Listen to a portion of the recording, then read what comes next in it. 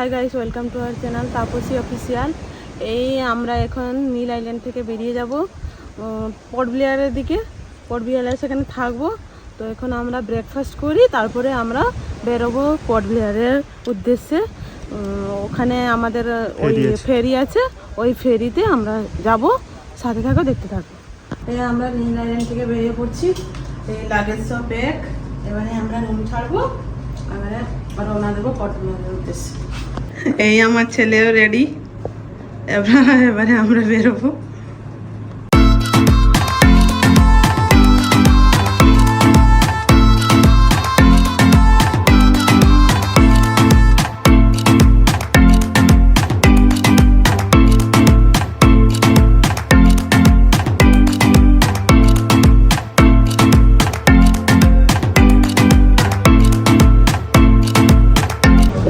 এই আমার ছেলে ডাব খাবে বলে পাগল করে দেবে, তার টেস্টটা পেয়ে গেছে, ডাব খাচ্ছে।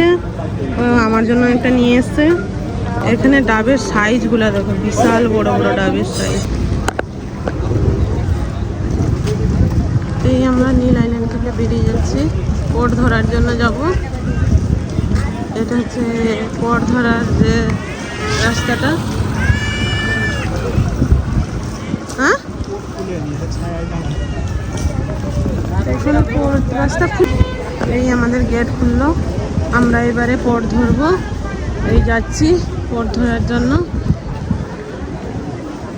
ভীষণ রোদ, ভীষণ গরম। এই আমাদের টিকিট চেকিং হয়ে গেল, এবারে আমরা পোর্টের উদ্দেশ্যে বেরিয়ে যাচ্ছি। এই যে আমাদের নটিকা দাঁড়িয়ে আছে, আমাদের নটিকা দাঁড়িয়ে আছে, এটাতে আমরা যাবো। আমরা এই নটিকাতে যাব।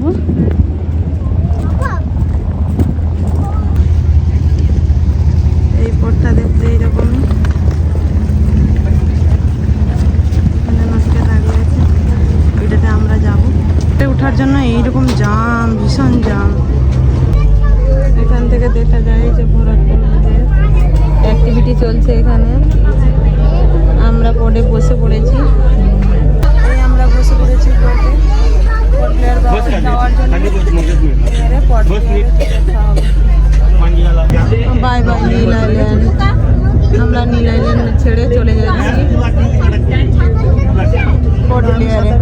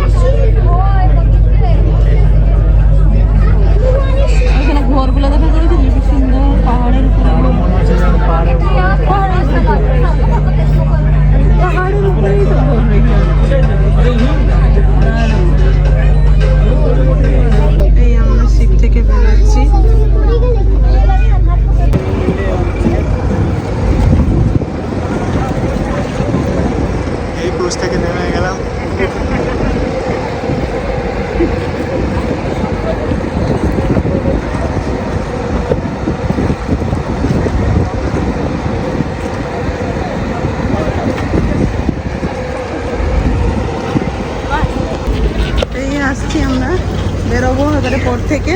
আমরা পোর্ট থেকে বেরিয়ে হোটেলের দিকে যাচ্ছি।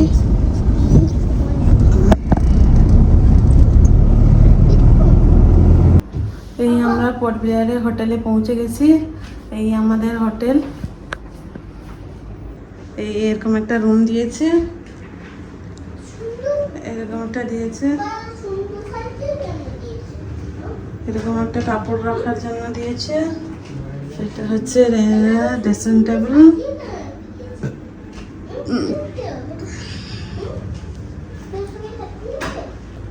এখানে টিভি, নিচে টিভি ক্যাবিনেট ছোট করে আছে। এখানে টি টেবিল, দুটো চেয়ার, এখানে ল্যাপটপ চালানোর জন্য বা পড়াশোনা করার জন্য চেয়ার টেবিল একটা কমপ্লিমেন্টারি জল দিয়েছে। এটা বাথরুম,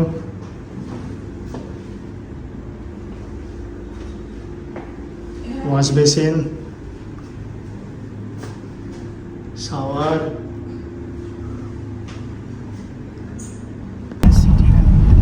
আমি হোটেলে রেস্ট করে তারপরে লাঞ্চ করে আমরা বেরিয়ে যাচ্ছি আর একটা পোর্ট দেখা, আর একটা কি ওয়ান্ডার ব্রিজ নাকি জানি না, ওটা দেখার জন্য বেরিয়ে যাচ্ছি। ওয়ান্ডোর নাকি কি একটা কি বীজ, এরকম দোকান আছে চারদিকে। এটা হচ্ছে বীজ,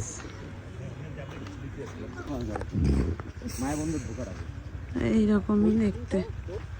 এখন ভাটা পড়ে গেছে না, জল নেই, একদম নিচের দিকে চলে গেছে জল। এই আমরা সমুদ্রতে এনজয়মেন্ট করছি দারুণ ভাবে। এটা কি বীজ আমি বলতে পারবো না, ওয়ান্ডুর বিচ। ওই বিচে এসছি আমরা, দিয়ে এনজয়মেন্ট করছি। এখানে খুব ভালো সানসেট পয়েন্ট দেখা যায়, কিন্তু আজকে মেঘের জন্য আর দেখা যাচ্ছে না, এরকম অবস্থা হয়ে গেছে। পোর্ট ব্লেয়ারে, এটা পোর্ট ব্লেয়ারে। আমরা এই বিচ থেকে বেরিয়ে যাচ্ছি, এখানে কিছুই দেখার নেই। আমরা বেরিয়ে যাচ্ছি লাইট অ্যান্ড শো দেখার জন্য সেলুলার জেলে। এই সেলুলার জেলে আমরা লাইট অ্যান্ড শো দেখতে এসেছি, লাইট অ্যান্ড শো দেখতে এসেছি। এটা বাইরে থেকে ইভিনিংয়ে সেলুলার জেলে এরকমই লাগে। আর ভিতরে লাইট অ্যান্ড শো আছে, আমাদের 6:30 আছে, এখন 5:30 বাজে। তো 1 ঘন্টা ওয়েট করতে হবে, তারপরে আমরা যাবো দেখতে যাবো, দিলে দেখা হবে আর কি। এই আমরা সেলুলার জেলে লাইট অ্যান্ড সাউন্ড শো দেখার জন্য ঢুকছি।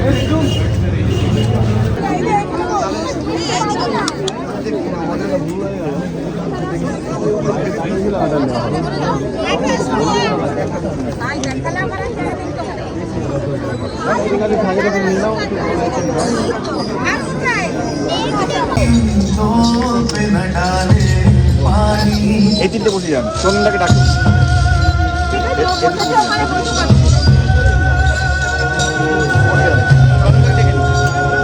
कोई माता की उम्मीदों पे न डाले पानी, जिंदगी भर तो हमें भेज के डाले पानी, जिंदगी भर तो हमें भेज के डाले पानी।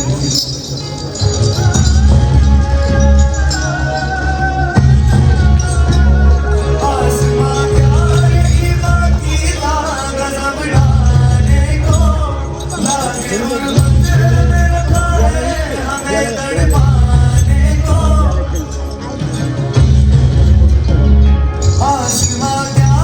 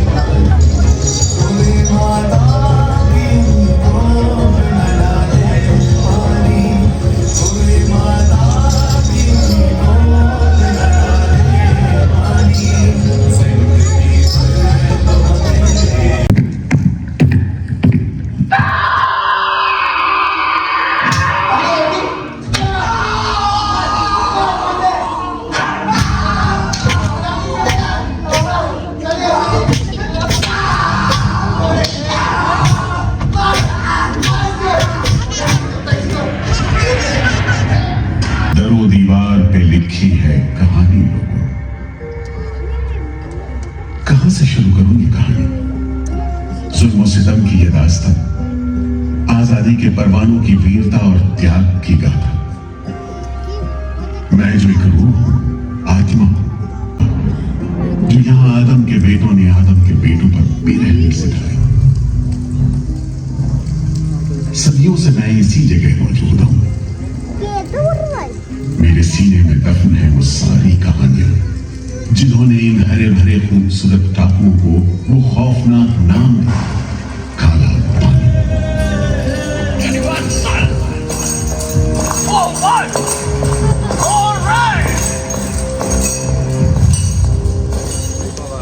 तो वहीं से शुरू करते हैं, उसी हरियाली से जो कैद करने वालों के जुल्म और कैदियों के खून पसीने से बेदाग।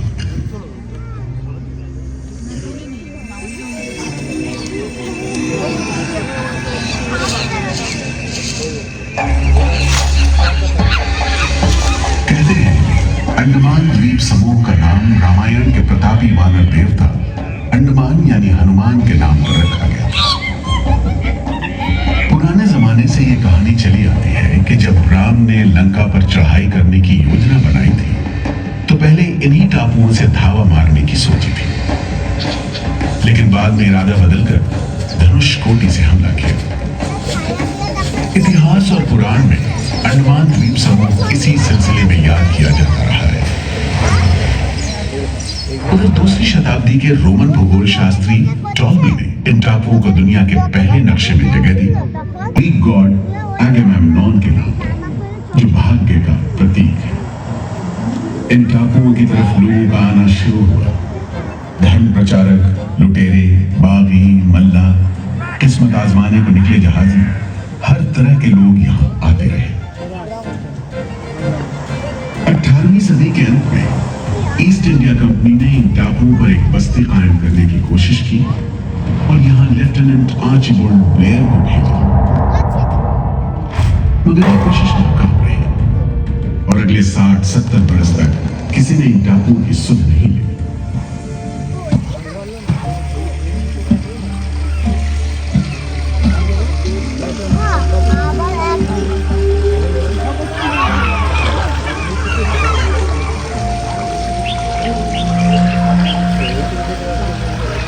प्राकृतिक खूबसूरती और शांत समुद्र के बीच जिंदगी की खामोश लहरें उठती और बैठ जाती।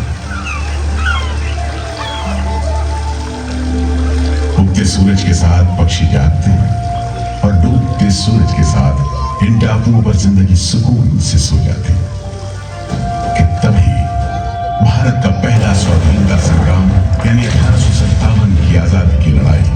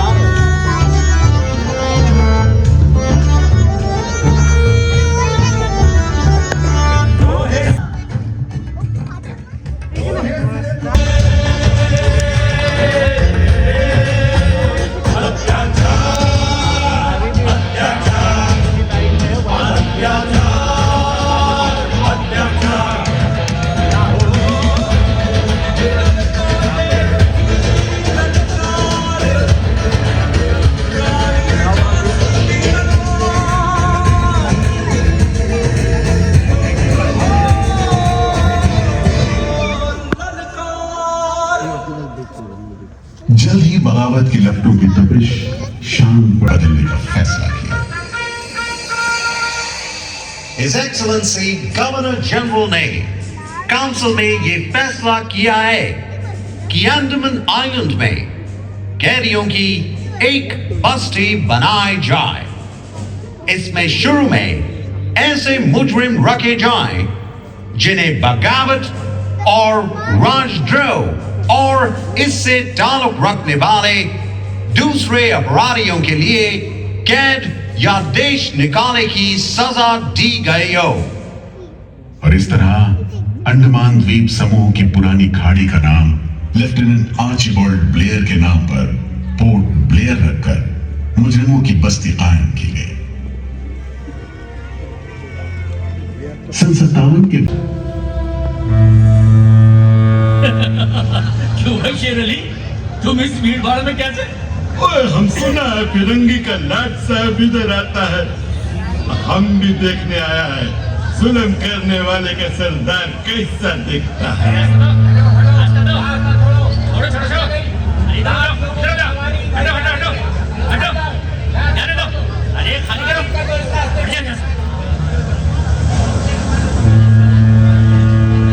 अरे देखो देखो, आ गए लाट साहब, अमरीज बहादुर आ गए। मिस्टर बर्ड, मैं सोचता हूँ कि इस खूबसूरती के बीच रहने के लिए प्रिजनर होना भी मैं एक्सेप्ट कर लेता। Yes, indeed. Just look how beautiful this place is. ये प्रिजनर लोग इस खूबसूरती को नहीं देखते, वरना इस टापू को प्रिजन नहीं स्वर्ग समझते। यस सर, आप ठीक कहते हैं। इधर आइए प्लीज। हम तुमको खत्म कर देगा फिरंगी जालिम। कैदियों के साथ तुम लोग जो हैवानी सलूक करता है, हम बर्दाश्त नहीं करेगा। पकड़ो इसको। शेर अली है सजा याफ्ता कैदी, सजा में रियायत पाकर नाई की दुकान चलाता है। जैसा कि होना था, शेर अली को फांसी हो गई।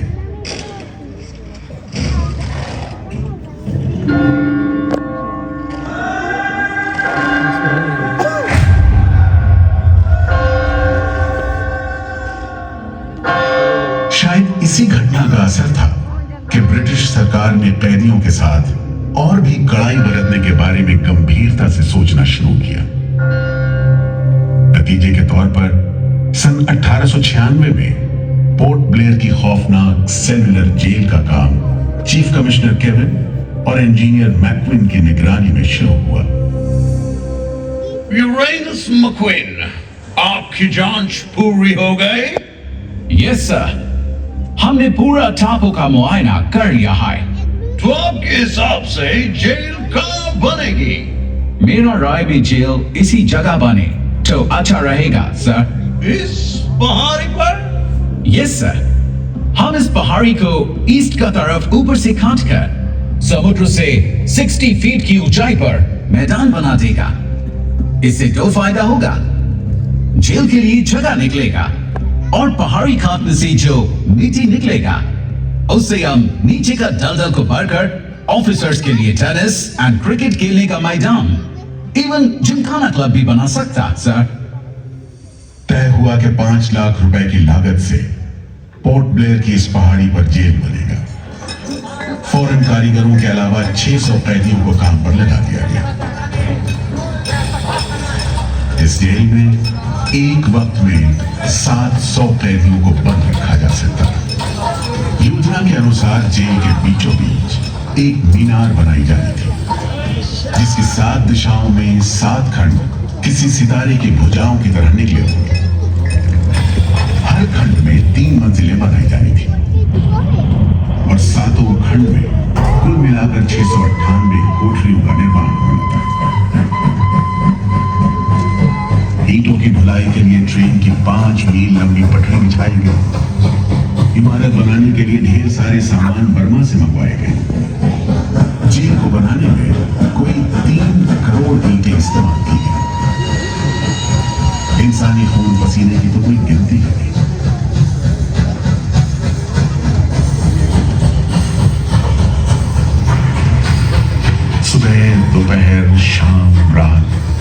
कोड़े चलते रहे और काम होता रहा। दीवारें उठनी शुरू हो गई। आखिरकार 10 साल बाद सन 1906 में यह विशालकाय जेल तैयार हुआ और यहीं से अंडमान के इतिहास का सबसे काला दौर शुरू हुआ।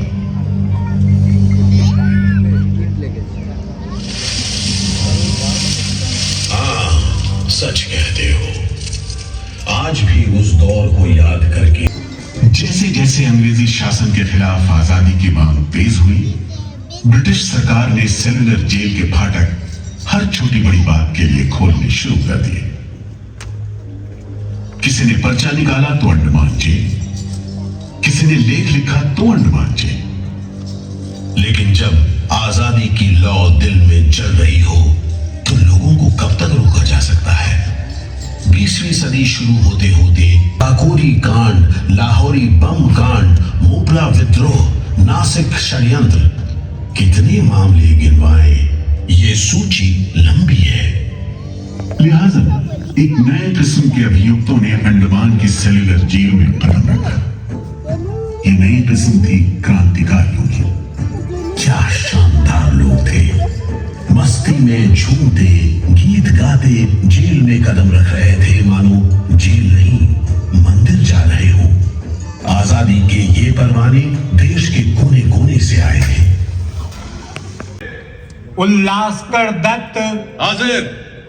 पृथ्वी सिंह आजाद, पृथ्वी सिंह आजाद हाजिर।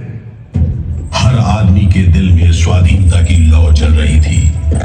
इस जोत को बुझाने का काम ब्रिटिश सरकार ने जिस अफसर को सौंपा वो था सेलुलर जेल का जेलर डेविड बेरी। जमादार। जी हुजूर। नया कैदी लोग आया? जी सरकार, सभी लाइन से खड़े हैं। ठीक है, सुनो, इनसे कह दो कि इस जगह पर हम शेर को पालतू बनाता है। तुम जेल का दीवार देखता है, जानता है इसको इतना नीचे क्यों बनाया? इधर से कोई भागने को नहीं सकता। यह सब तरफ 1000 माइल्स तक पानी है और ऊपर खुदा है, और तुम हमको देखता? हम इधर का खुदा है, डेविड बेरी। Get it? इस तरह कैदियों से ठस भरी जेल की गंदी सीलन भरी बदबूदार हवा में कैदियों का बंदी जीवन शुरू होता है। बेड़ियों की आवाज, वार्डनों की गाली गलौज और मार खाते कैदियों की चीख पुकार से गूंजते कोठरियों का दम घुटन माहौल कड़े से कड़े इंसान को तोड़ने के लिए काफी था। लेकिन इन कोठरियों में ऐसे बंदी भी आए जिन्हें ये माहौल हताश करने के बजाय जुल्म का मुकाबला करने की प्रेरणा।